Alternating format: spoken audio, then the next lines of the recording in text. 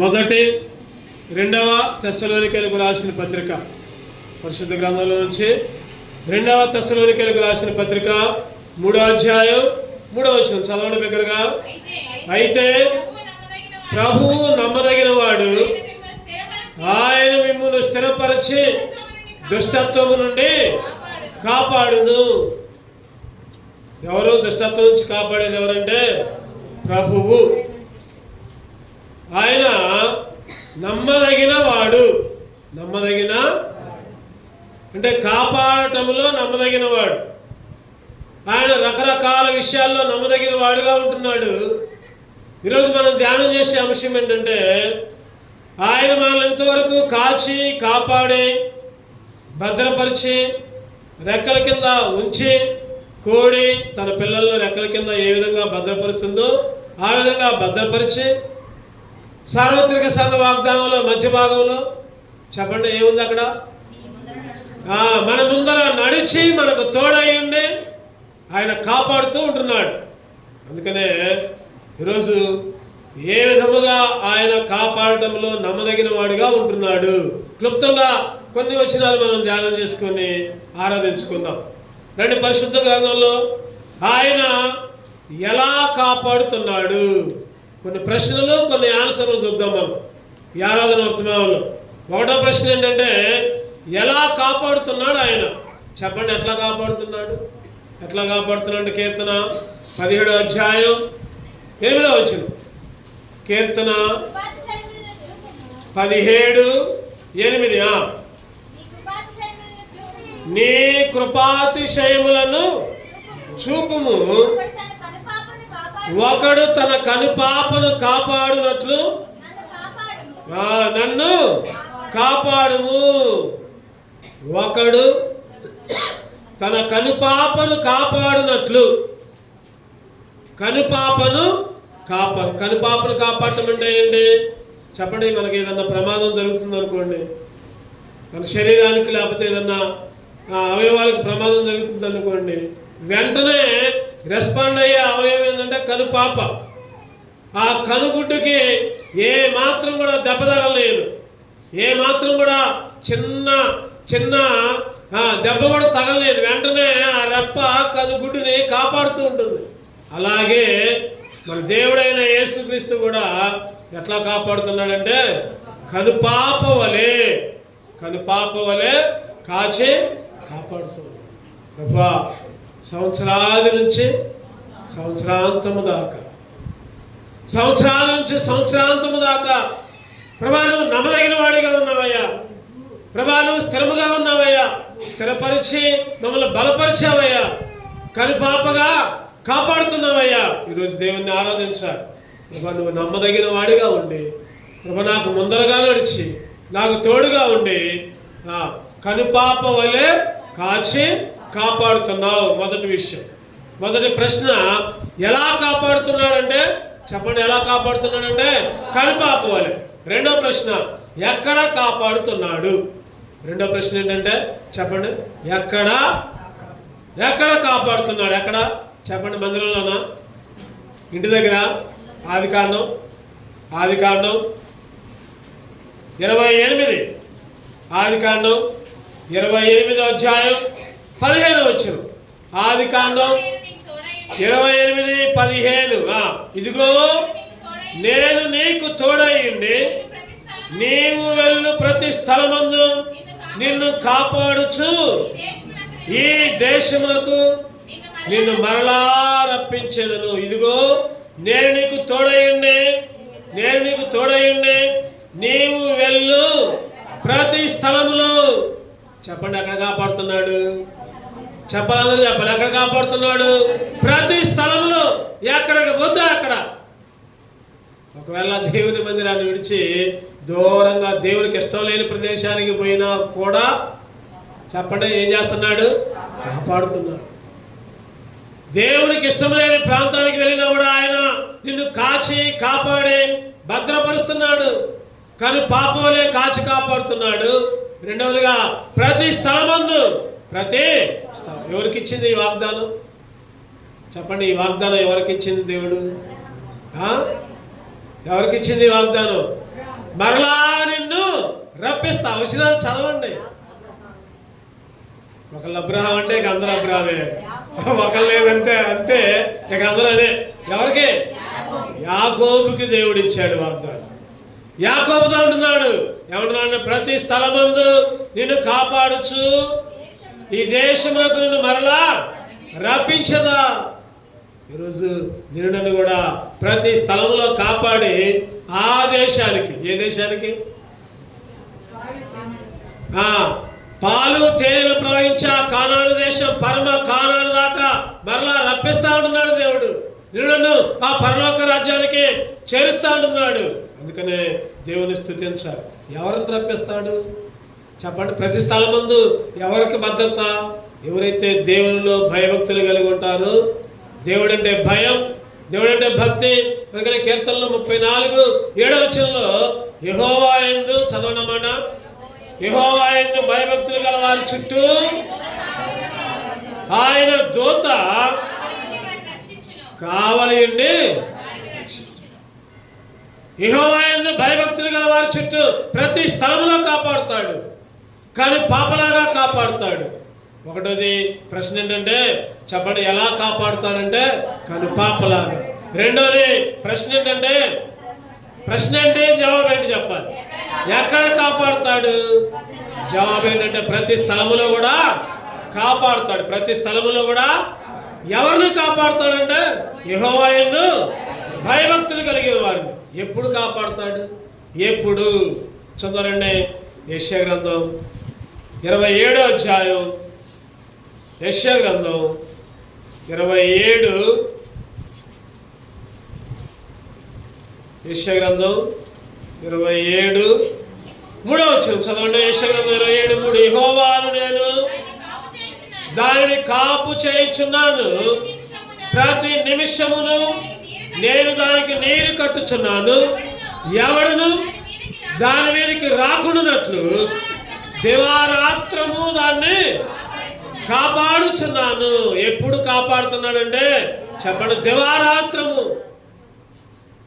దివారాత్రము, పగులు లేదు రాత్రి లేదు, ఎప్పుడు ప్రతి నిమిషము. ఒక మాట చెప్పాలంటే ప్రతి నిమిషం. చెప్పండి, తల్లైనా బిడ్డను మరుచును కానీ నేను నిన్ను మరువను అంటున్నాడు. తల్లైనా మరిచింది కానీ నేను నిన్ను మరువను అంటే ప్రతి నిమిషం, ప్రతి నిమిషం. మనమన్నా నిద్రపోతా ఉంటాం.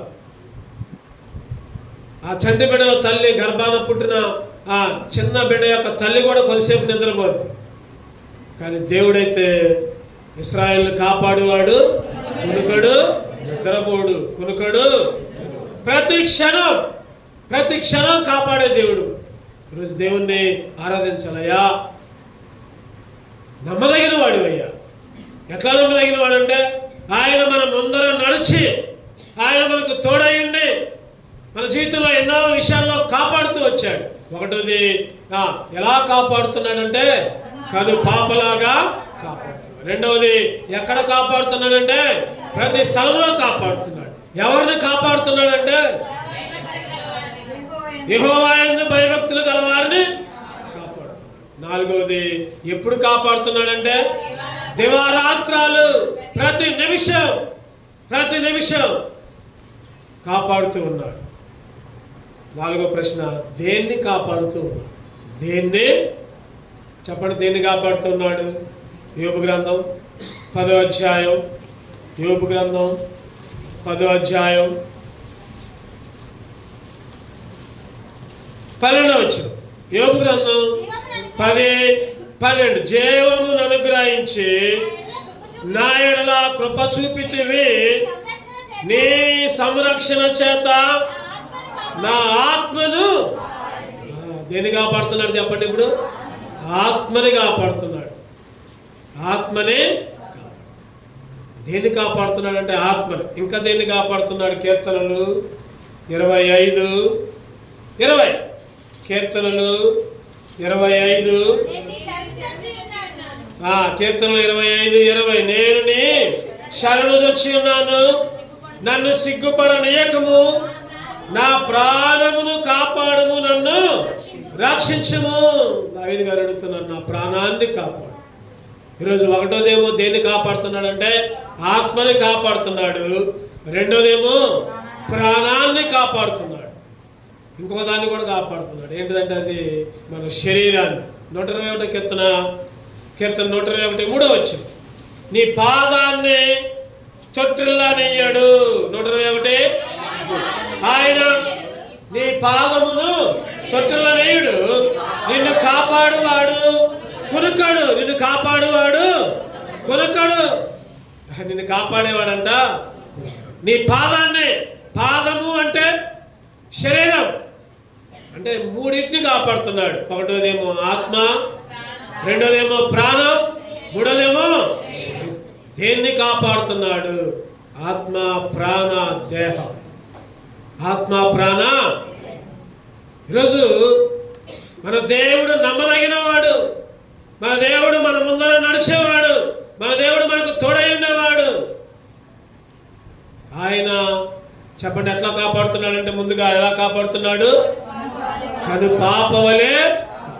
రెండవదిగా ఎట్లా కాపాడుతున్నాడంటే, ఎక్కడ కాపాడుతున్నాడంటే ప్రతి స్థలములో. మళ్ళీ మళ్ళీ మళ్ళీ మళ్ళీ చెబుతున్నా, ఎందుకంటే ఆరాధన చేసినప్పుడు ఈ మాటలు ఉపయోగించాలి. ఆరాధన చేసినప్పుడు ఖచ్చితంగా ఈ మాటలు ఉపయోగించాలి. సొంతంగా ఆరాధన చేయమాకండి. మనం ఏదైతే వాక్యాన్ని ధ్యానిస్తామో దాన్ని బట్టి ఆరాధన చేయాలి. ఎట్లా కాపాడుతున్నాడంటే కను పాపలాగా కాపాడుతున్నాడు. ఎక్కడ కాపాడుతున్నాడంటే ప్రతి స్థలంలో కాపాడుతున్నాడు. ఎవరిని కాపాడుతున్నాడంటే భయభక్తులు గలవారిని కాపాడుతున్నాడు. ఇంకా ఎప్పుడు కాపాడుతున్నాడంటే ప్రతి నిమిషం దివారాత్రములు కాపాడుతున్నాడు. దేన్ని కాపాడుతున్నాడంటే చెప్పండి? ఆత్మని కాపాడుతున్నాడు, ప్రాణాన్ని కాపాడుతున్నాడు, శరీరాన్ని కూడా కాపాడుతూ ఉంటున్నాడు. చివరగా ఎవరి నుండి కాపాడుతున్నాడు? ఎవరి నుండి? చూద్దారండి, మనం చదువుకున్న భాగమే యోహాను సువార్త 17వ అధ్యాయం 15వ వచనం. యోహాను సువార్త 17:15.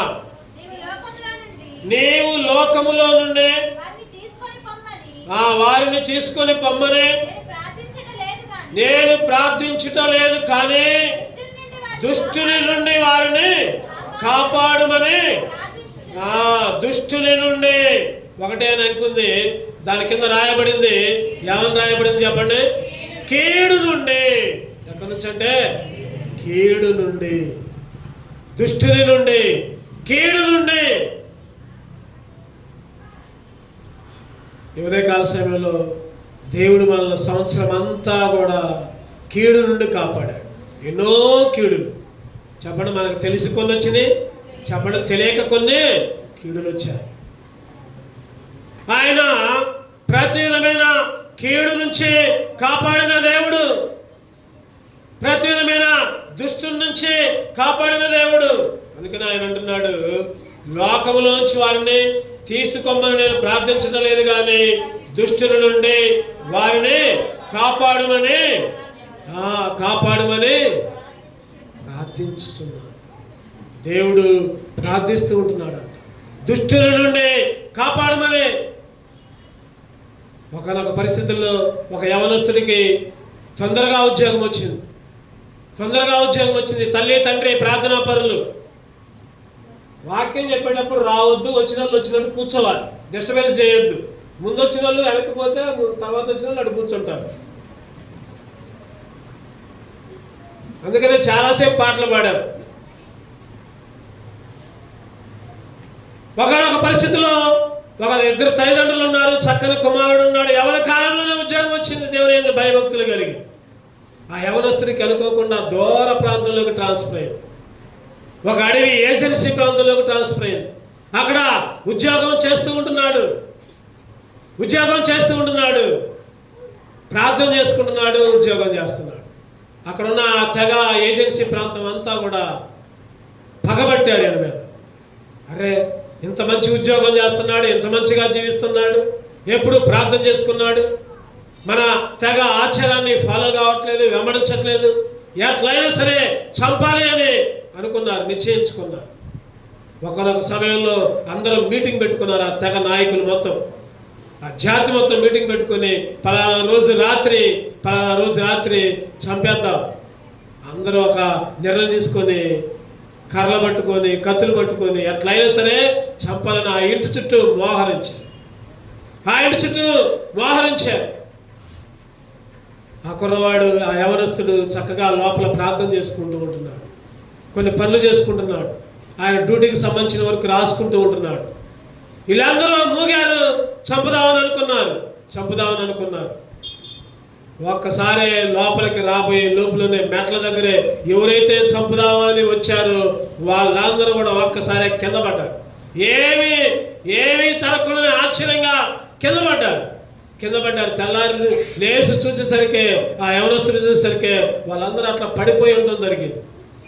ఏంది వీళ్ళందరూ ఇట్లా పడిపోయారు అని కొంతమంది కబురు చేసి వచ్చి ముఖాల నీళ్లు చల్లి కొద్దిగా అయ్యి చేసి వాళ్ళని లేపితే వాళ్ళు చెబుతున్నారంట.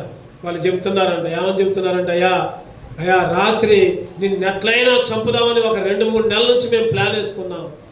2-3 నెలల నుంచి ప్లాన్ వేసుకున్నాం నిన్ను చంపుదామని. రాత్రి నిన్ను చంపుదామని నిశ్చయించాం. అన్నీ మేము సిద్ధపడి వచ్చాం. ఎప్పుడైతే నీ ప్రాకారం దాటామో, గేటు లోపలికి వచ్చామో, బలమైన సైన్యం మమ్మల్ని కింద పడేసి, ఆ సైన్యాన్ని చూచి ఒకసారి మేము ఎదుర్కొన్నాం. మొత్తం చుట్టూ పెద్ద ఈటలు పట్టుకొని నిలబడ్డారు నీకు కాపలాగా. ఒక్కసారి అదురుకున్నాం, కింద పడ్డాం, మూర్చిపోయాం. ఏరి వాళ్ళందరూ ఎప్పుడు వచ్చారు? మేము వస్తున్నామని నీకు ముందే తెలుసా? ఎప్పుడు కాపలా పెట్టుకున్నాం? ఆ యవనస్తుడికి అసలు తెలియదు. వాళ్ళందరూ అక్కడ కాపలా ఉన్నారని తెలియదు. ఆశ్చర్యపోయి వెంటనే వాళ్ళ అమ్మకి నాన్నకి ఫోన్ చేశారు. నాన్న, అమ్మ, రాత్రి ఎట్లా జరిగింది, అందరూ నా మీదకి వచ్చారు చంపడానికి, కానీ ఎవరో సైనికుల్లాగా నిలబడి నాకు కాపలా ఉన్నారంట. వాళ్ళు వెంబడనే కింద పడిపోయారు. తెల్లారి ఏంటా సంగతి నడిచితే చెప్తున్నారు నాన్న అంటే, వాళ్ళ నాన్న వాళ్ళ అమ్మ చెబుతున్నారంట, అయ్యా రాత్రి మొత్తం నీ కొరకే మేము ప్రార్థన చేసామని చెబుతున్నారు. చెప్పండి, ఏం చెబుతున్నారు వాళ్ళ అమ్మ వాళ్ళ నాన్న? అయ్యా రాత్రి మొత్తం నీ కొరకే మేము ప్రార్థన చేస్తామయ్యా. దూరంగా ఉంటున్నాడు మా అబ్బాయి, ఏ అపాయం రాకుండా నీ దూతలను పంపయ్యా, ఏ కీడు రాకుండా నీ దూతలను పంపయ్యా. నిజంగా ఆశ్చర్యకరమైన సంగతి ఏంటంటే, ప్రార్థన మనల్ని కాపాడింది. చెప్పండి, అందరూ చెప్పండి. ప్రార్థన మనల్ని, మన కుటుంబాలని, మన పిల్లల్ని, నువ్వెక్కడ ఉండొచ్చు, నీ పిల్లలు ఎక్కడో ఉండొచ్చు, నువ్వెక్కడ దేవుని మందిరంలో ప్రార్థన చేస్తే ఎక్కడో ఉన్న నీ పిల్లల్ని, బంధువుల్ని, నీ రక్త సంబంధికుల్ని కాపాడుతాడు దేవుడు. ఎవరి నుంచి అంటే, దుష్టుని నుండి, కీడు నుండి ఆయన కాపాడే దేవుడు. ఈరోజు మనం అనుకుంటాం కదా, ప్రార్థన అంటే ఏముందిలే అని అనుకుంటాం. అందుకనే యేసుక్రీస్తు అంటున్నాడు ఇక్కడ, చూడండి, మళ్ళీ ఒకసారి చదవండి అన్నమాట. యోహాను సువార్త 17:15, నీవు లోకములో నుండి వారిని తీసుకొని పొమ్మని నేను ప్రార్థించడం లేదు, కానీ దుష్టుల నుండి వారిని కాపాడమని ప్రార్థించుచున్నాను. దుష్టుల నుండి. ఆ రోజు మా తల్లిగారు, మా నాన్నగారు మా కొరకు ప్రార్థన చేశారు. అందరికీ చెప్పారు. మా అబ్బాయి కోసం ప్రార్థన చేయండి అయ్యా, మా పిల్లల కోసం ప్రార్థన చేయండి అయ్యా అని. నిజంగా ఈరోజు కూడా నేను ఈ విధంగా నిలబడుతున్నానంటే ఆ రోజు మా తల్లిదండ్రుల ప్రార్థన. చెప్పండి, ఈరోజు మీ అందరి ప్రార్థన కూడా, మీరు వ్యక్తిగతంగా చేసే ప్రార్థనల వల్ల మాకు నూతన ధైర్యం, నూతన ఉత్తేజం వస్తుంది. బలహీనమైనప్పుడు కూడా, నిలబడలేనప్పుడు కూడా, ఇంకా స్వరము లేనప్పుడు కూడా, కేవలము చెప్పండి మన ప్రార్థనలే. మన మందిరానికి రాకపోయినా సరే సంఘముగా చెప్పండి. ఇప్పుడు కొంతమంది చాలా డ్యూటీలు చేసుకుని ఈరోజే వచ్చిన వాళ్ళు ఉన్నారు, రాత్రి వచ్చిన వాళ్ళు ఉన్నారు, కొంతమంది లేకపోతే అప్పుడప్పుడు వచ్చే వాళ్ళు ఉన్నారు. అటువంటి వాళ్ళ కోసం కూడా చెప్పండి, మనం ఏం చేస్తాం ఇక్కడ? చెప్పండి, అందరూ చెప్పండి గట్టిగా. ప్రతి ఉపవాస కూడిక రోజు వాళ్ళ పేర్లు ఎత్తి మరి ఖచ్చితంగా ప్రార్థన చేస్తాం. మీరు అనుకోవచ్చు మా కోసం ప్రార్థన చేస్తారా అని. ఖచ్చితంగా చేస్తాం ఇక్కడ. ఖచ్చితంగా ప్రతి కుటుంబం కోసం, ప్రతి పిల్లల కోసం, వ్యక్తిగతంగా, సంఘముగా అందుకనే మన దేవుడు నమ్మదగిన. మన మూలాంశం ఏంటంటే మళ్ళీ ఒకసారి చదవండి తెస్సలోనికైలకు రాసిన 2వ పత్రిక 3వ అధ్యాయం 3వ వచనం. తెస్సలోనికైలకు రాసిన 2వ పత్రిక 3వ అధ్యాయం 3వ వచనం. అయితే ప్రభువు నమ్మదగిన వాడు, ఆయన మిమ్మును స్థిరపరచి దుష్టత్వము నుండి కాపాడును. ఆయన మిమ్మును స్థిరపరచి దుష్టత్వము నుండి కాపాడును.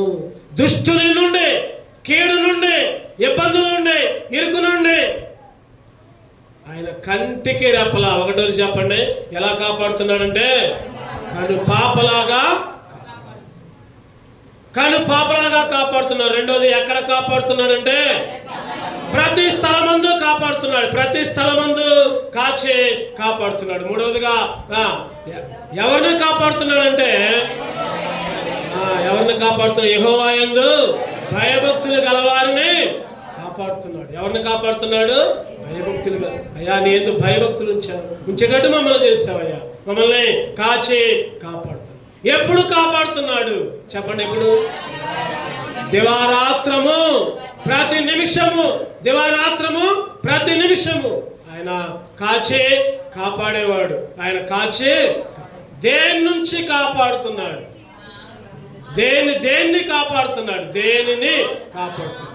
ఆత్మని కాపాడుతున్నాడు, ప్రాణాన్ని కాపాడుతున్నాడు, శరీరాన్ని కాపాడుతున్నాడు. వీటన్నిటి కూడా రెఫరెన్స్ చూశాను.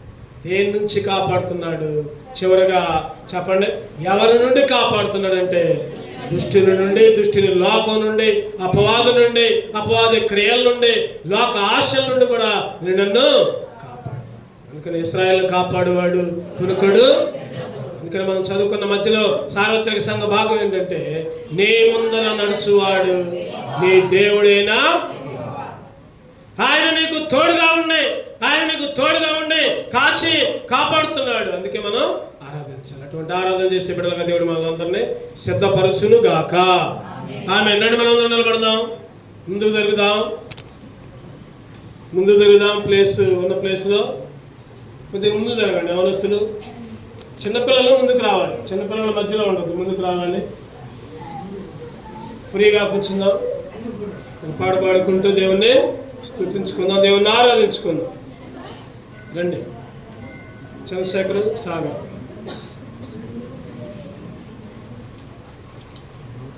వర్ణింపలేను వివరింపలేను అనే పాట పాడుకుందాం.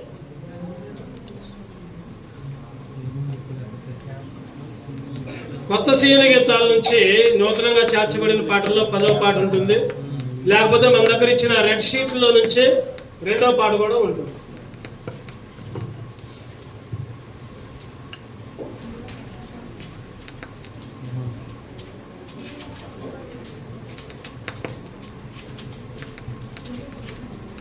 వర్ణింపలేను వివరింపలేను యేసయ్య.